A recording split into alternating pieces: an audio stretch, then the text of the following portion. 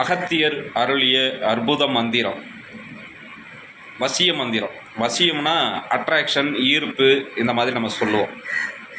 ஈர்ப்புனா இப்போ பொதுவாகவே என்னென்னா, சில பேர் இப்போ ஒரு இடத்துக்கு போகிறோம், ஒரு கனிவான நடைமுறை இல்லாததை நம்ம கவனிப்போம். இந்த மந்திரங்களே உருவேற்றி வரும் பொழுது நம்ம போகிற இடமெல்லாம் நமக்கு வெற்றியாக அமையும். யாருக்கும் பணியாதவர்கள் போன உடனே நமக்கு அது பணிந்து அந்த வேலைகளை செய்து கொடுப்பார்கள். இது அப்பேற்பட்ட ஒரு அற்புதமான மந்திரம்.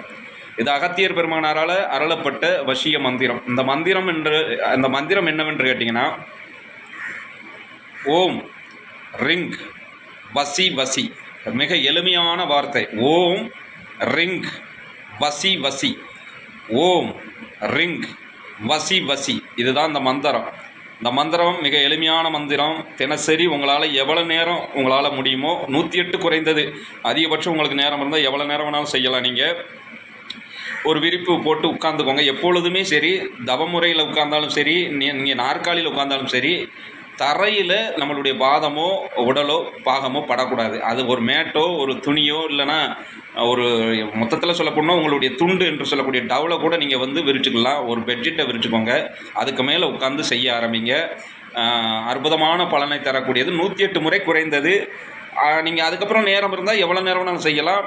ஓம் ரிங் வசி வசி. ஓம் ரிங் வசி வசி. ஓம் ரிங் வசி வசி.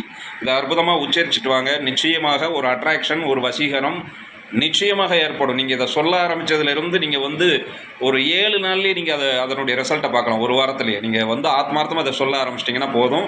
அகத்தியரை நினச்சிக்கோங்க, முருகனை நினைத்துக்கொள்ளுங்கள், சிவனை நினைத்துக்கொள்ளுங்கள், உங்களுடைய குலதெய்வங்களை நினைத்துக்கோங்க, இஷ்ட தெய்வத்தை நினச்சிக்கோங்க, எதை வேணாலும் நினைச்சுக்கொள்ளுங்க. ஆனால் மந்திரத்தை சரியாக உச்சரித்துட்டு வாங்க. நிச்சயமாக நல்ல பலனை தரக்கூடிய அற்புதமான ஆற்றல் கொண்டது இந்த வசிய மந்திரம். அகத்தியர் அருளியது. மகிழ்ச்சி, வாழ்க வளமுடன், சுகமே சொல்க. நல்லது.